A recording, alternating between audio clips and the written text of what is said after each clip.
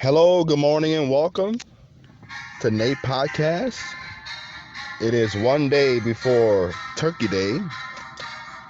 Hope everybody's enjoying themselves with their families. Oh, how about that music, y'all? Do y'all remember who made this song? That wonderful lady? Oh, my goodness. Beautiful music. Well, we thank y'all for joining us today, November 22nd, 2023. Let me stop dancing because that music, I'm from New Orleans, y'all. You heard me? And I got rhythm. So let me get back in my chair and relax. So, everybody, thank you all for joining us today. We want to remind you to please subscribe to the channel, hit that notification bell, and please leave a comment because, of course, this is America and we enjoy free speech. And please hit the like button so you can help Nate Jones reach a lot of audiences, help people to fight depression, keep spirits up so that we can have a good time, as we say, les bon temps roulés in New Orleans. So today we're going to talk about the 60-year anniversary of the assassination of our former president, John F. Kennedy, John Fitzgerald Kennedy. It was 60 years ago today, y'all, and I wasn't supposed to make a podcast today, but I might as well talk about it. 60 years ago today, President JFK, one of the top five presidents of all time, and I'll tell you why in a minute, was assassinated in Dallas, Texas by, the alleged Oswald, right? Oswald. And of course, they say he's from New Orleans, and they always scapegoat New Orleans and give New Orleans a bad rap, right? President JFK, like I said, was one of the top presidents of all time, up there with um, Abraham Lincoln. I gotta say George Washington because he didn't want to be president, but he had to be president. Great presidents, but John F. Kennedy was one of the best, y'all, and I'm gonna tell you why in a minute. But today, this day before Thanksgiving, the 22nd of November, 2023, if you go back in reverse 60 years ago, approximately 1 p.m. Central Time, JFK was assassinated and the whole country was devastated. The 60s is when this country really started to grow, snowball in the wrong direction. You had MLK assassinated, Malcolm X assassinated, and you had JFK assassinated. So you got three big heavyweight political figures assassinated in the same decade, or let's say the same 5 year span. But JFK had a great legacy, everybody. And even people in New Orleans were very patriotic because during World War II, New Orleans really stepped up in the production and transportation of iron to support the war. So, New Orleans, we are just as patriotic as anybody else in America. Amen. And a lot of you have served in the Army and know people that are serving currently in the Navy, Army, Marines, etc. And we thank them for their service. But let's talk about JFK legacy, y'all. During those 13 days of the Cuban crystal, let me say that again, Cuban Missile Crisis. Haven't had my coffee today, y'all. The Cuban Missile Crisis was one of the, I would say, top 10 crises of all time since Jesus Christ. Not just the killing of Christians, that was a crisis, but the Cuban Missile Crisis, everybody, in the 1960s, I want to say that was 61, 62, maybe 63. He was only president for 2 years, y'all. A fine young man, regardless of race, fine young man. Reach all audiences.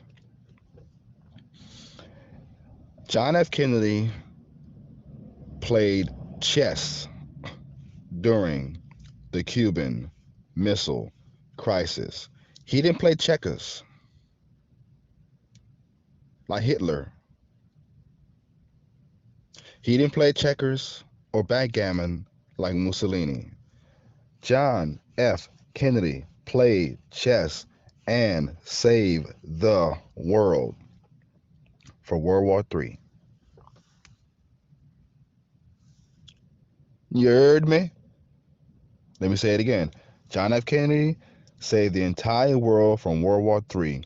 Russia was putting missiles and supporting missile production in Cuba. How far is Cuba from the USA? 80 miles. From New Orleans to downtown Baton Rouge is 80 miles. That's how close a missile was from Miami, Florida in the 60s. And that would have been devastating had a communist missile, hit any part of our territory. JFK would have been in a situation to where, oh, we got to respond, right?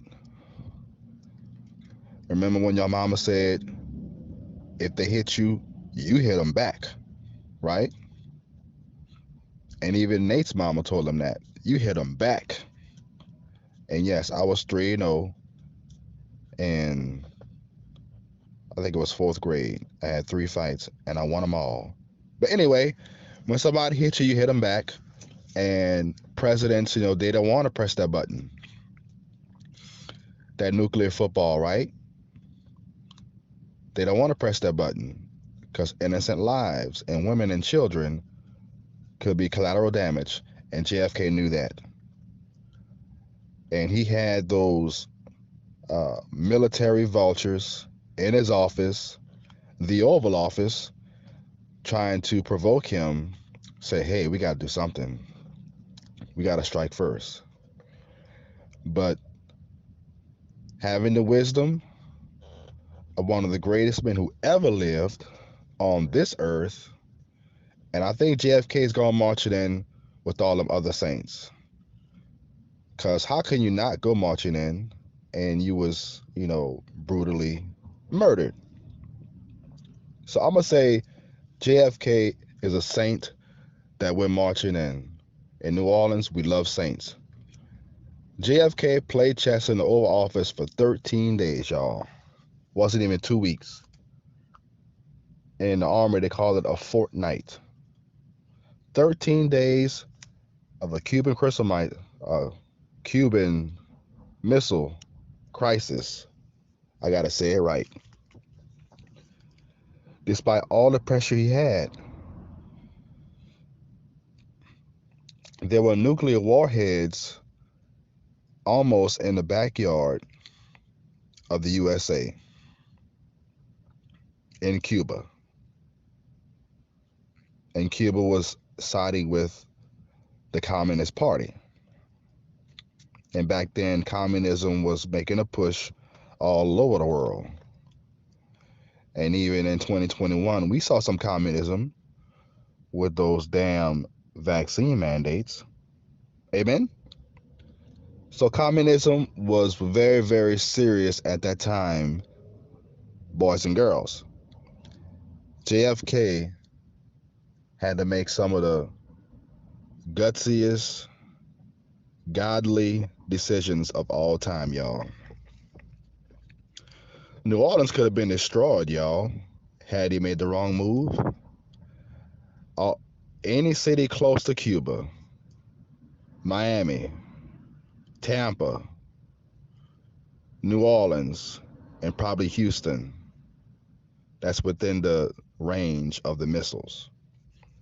New Orleans could have been wiped off the face of the earth, y'all, because New Orleans is one of the top three ports in America. You take out New Orleans and you pretty much then cripple all your transportation. The port of New Orleans, you won't have those 18 wheelers going in there and picking up those you know freight packages and containers. That would have all stopped if JFK would have made the wrong move. Everybody, that's how significant this day is.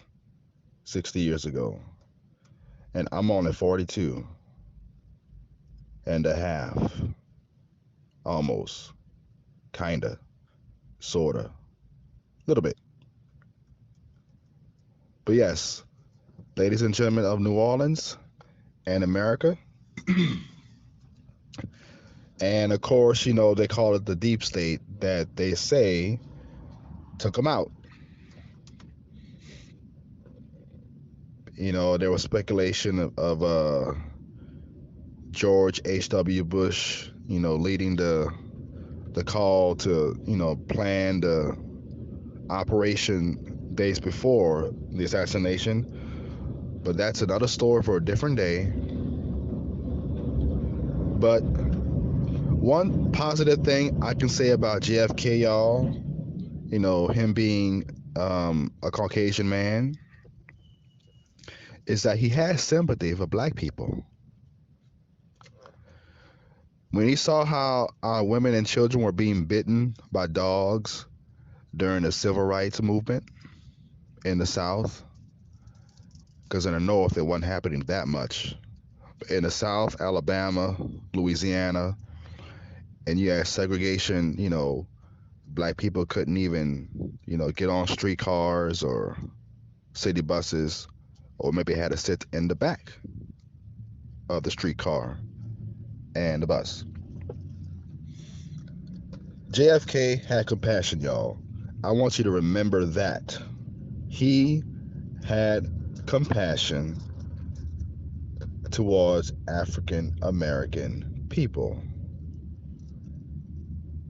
And he signed in the laws eliminating the discrimination and unfair treatment of black people.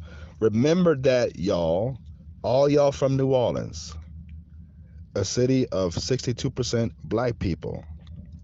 Remember that if it wasn't for JFK and also MLK, we wouldn't have, certain rights and privileges. And I want you to take this day and please remember that. Remember that about JFK. He was one of the greatest men to ever live since Jesus Christ. So that is my 2 cents on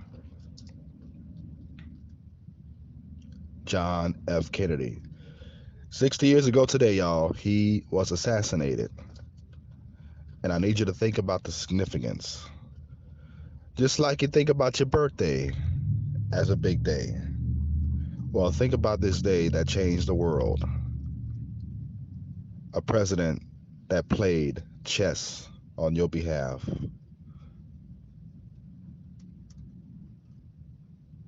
So let's commemorate what he did for the United States of America.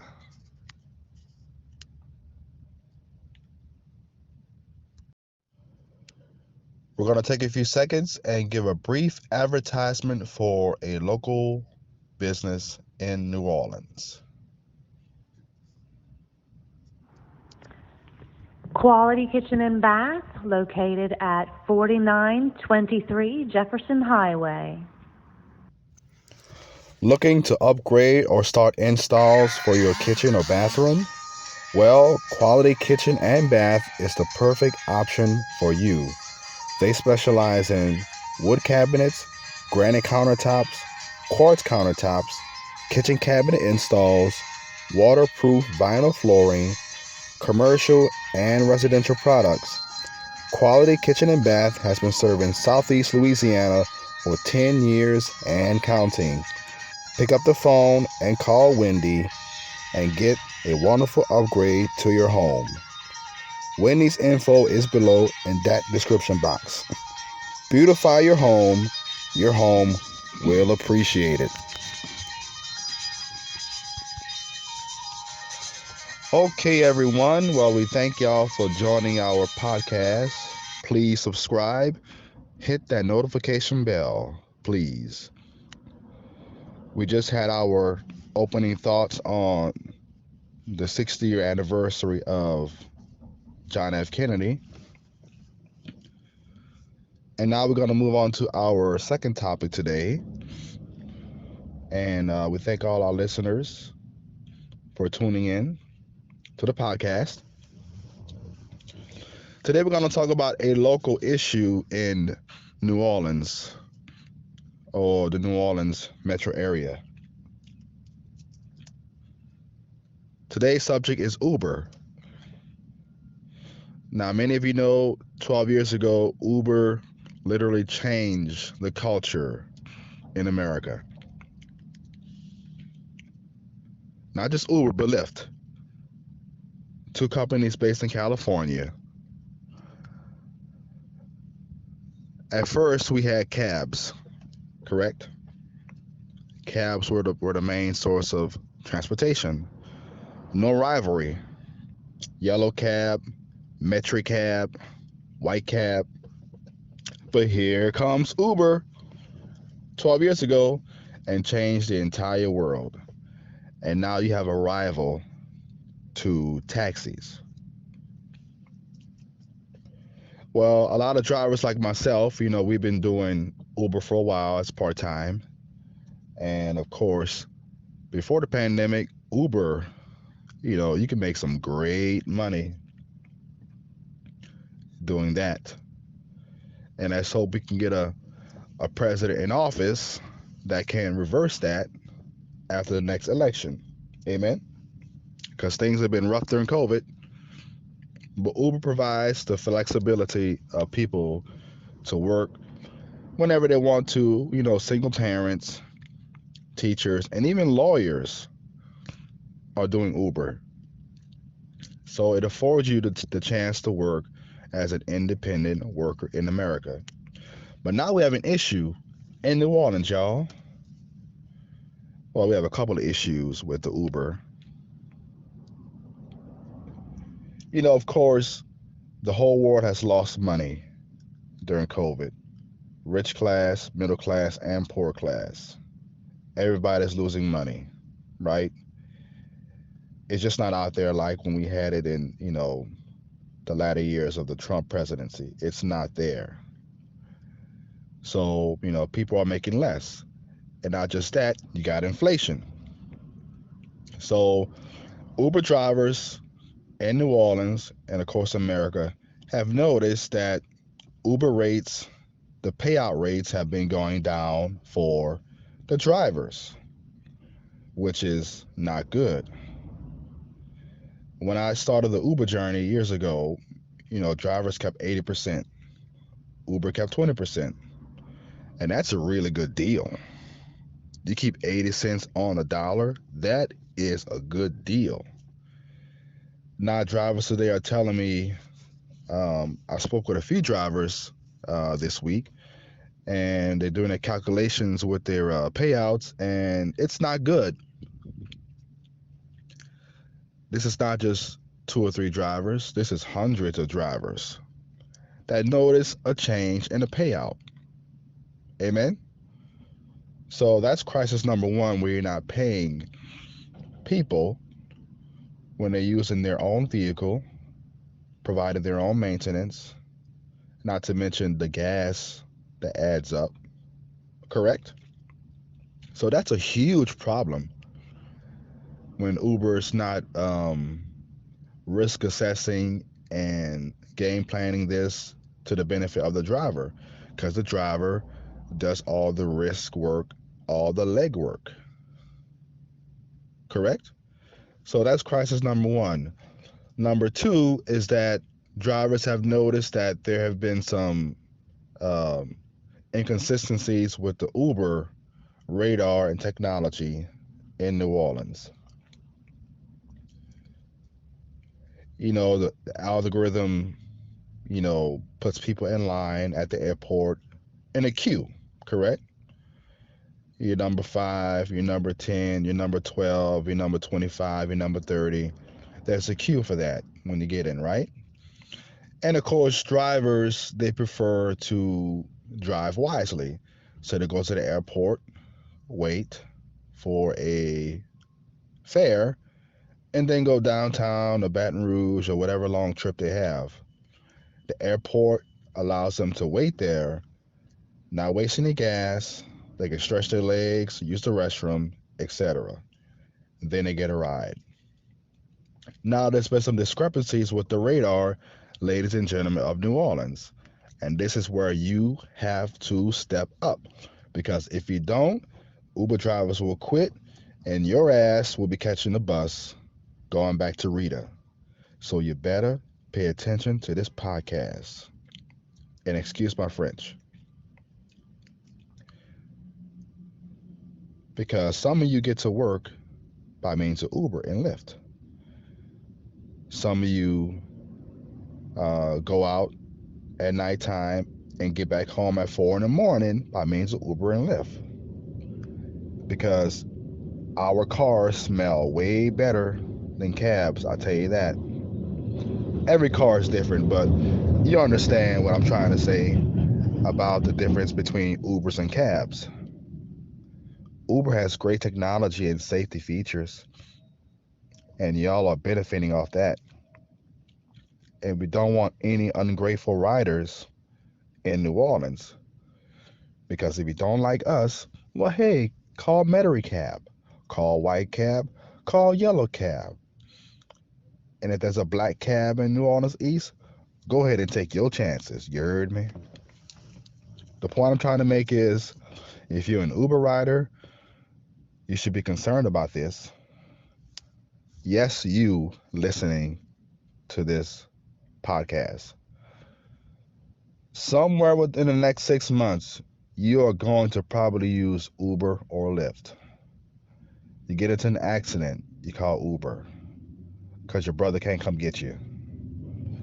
Some of y'all use Uber to pick up your kids and bring them from middle school back home. So don't act like Uber isn't uh, a far off entity.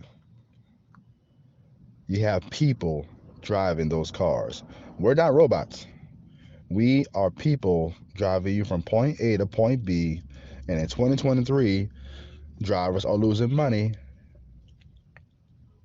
and y'all are benefiting off of this Uber attack on drivers. So, what's the expression?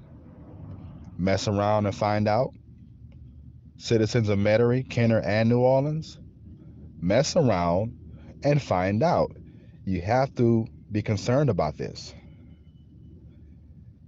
The Uber radar, from what I've been hearing at the airport, is forcing drivers to go out into the city to pick up people, wherever doctor's appointments, got to go to class or whatever, go to Rouse's or Walmart. That's not how this works. Uber drivers are independent contractors. They can do whatever they want with their car. Uber, 12 years ago, has given us, it's like a social contract. All parties understand each other. This bilateral agreement. Uber, these are my four tires. This is my steering wheel. There's an understanding that I can I can drive wherever I want to. Airport, downtown, even the lakefront airport, or go to make a trip to Hammond, Covington, or whatever. As long as this title of this car is in the Uber driver's name, Uber has to understand, hey, if I want to pick up a ride from the airport, don't force me to go anywhere else. So this is the situation, ladies and gentlemen, of New Orleans and America. Drivers have noticed a discrepancy in the Uber app, the algorithm, and the radar at the airport. Drivers have been waiting 3, 4, 5 hours, when normally we wait maybe 2 hours max at the worst, right? Before COVID, it was like 1 hour, we in, we're out, right? We go in, use the restroom, get back in our car, we get a call, pick up the rider. Boom, we're good. Now you have war veterans who are Uber drivers sitting at the airport waiting 4 or 5 hours, which is not good. And yes, drivers pay attention, especially the ones that's been doing this 5, 6, 7 years, even before COVID. So now we have to speak up as drivers because this can become a big problem. Drivers will become, um, stressed out about the situation, and they might leave Uber altogether. And then you're gonna have, how RTA is having problems, their bus services. Imagine that with Uber. People of New Orleans can't even find an Uber. Now you got to catch old unreliable Rita. And let me tell you, once upon a time, Rita was reliable. You heard me? Am I right about that? Rita was reliable, but now she isn't because we have these post-COVID economic problems. These, political leaders in the world made some stupid decisions during COVID. Like I told the mayor of New Orleans, we could have a Mardi Gras plan B in 2021. She emails me back and say, "Oh, we're only focused on vaccinations," and I can show you the email. But anyway, we have some fearful, stupid people making decisions in America, local, state, and federal. And now we got these reader problems. The bus. So people in New Orleans, if you want Uber to stay, if you want Lyft to stay, you better be concerned about this. Number one, leave the driver alone.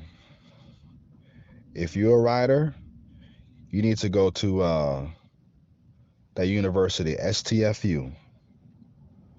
If you're riding an Uber at a cheap rate, go sign up for a class at STFU. Because if you don't respect the driver, they are going to leave.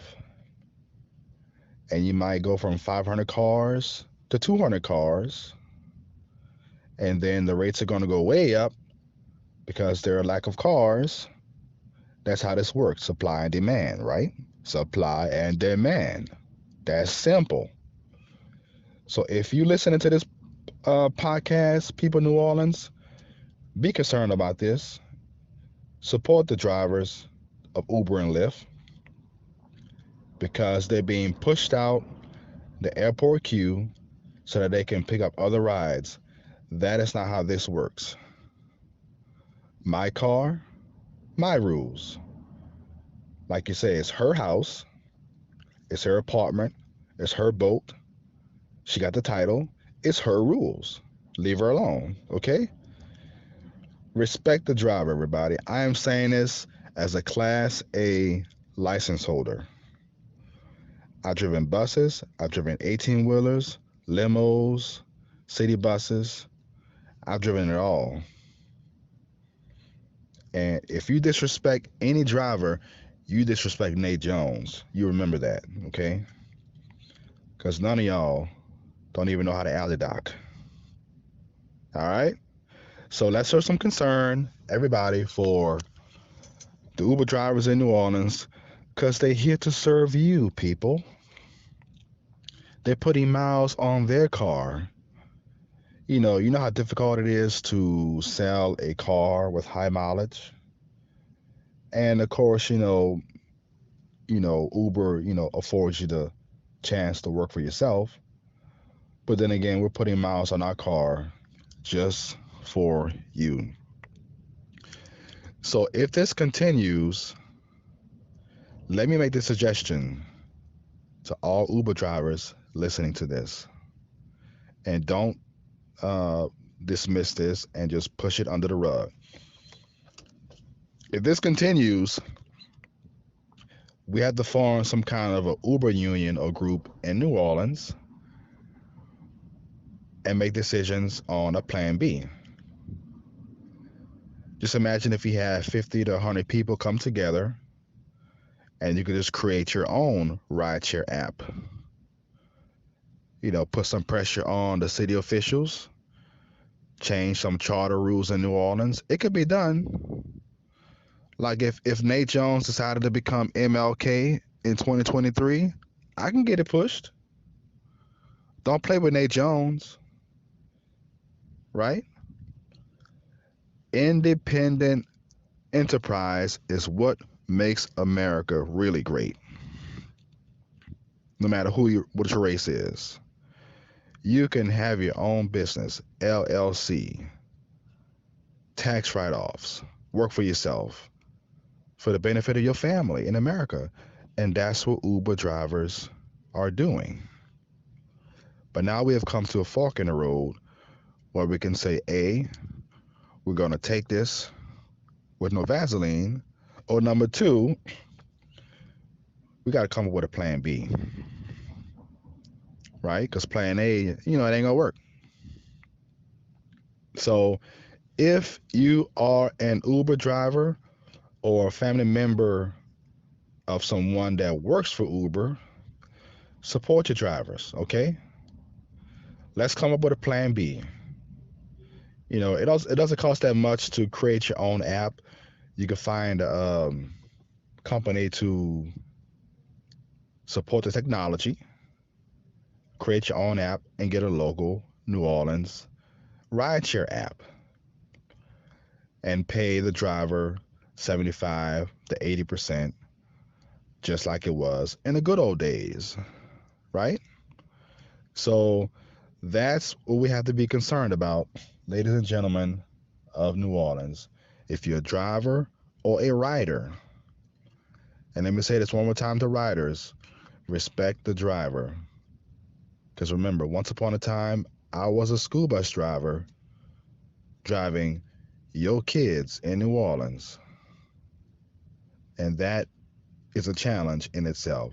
So respect the driver, and particularly the Uber driver who is getting the foot in the arse by Uber and Lyft. So, Uber drivers, all of you, if you want to make a plan B, you have to get organized. Don't dismiss this and go back to smoking your cigarette. Don't dismiss this and go back to drinking. Don't dismiss this and go back to vaping. Don't dismiss this and go back to whatever. Take action, because if you don't, things are going to become a banana republic. And you don't want that. Imagine them paying you only 10% of the fare. Then you will have no Uber drivers.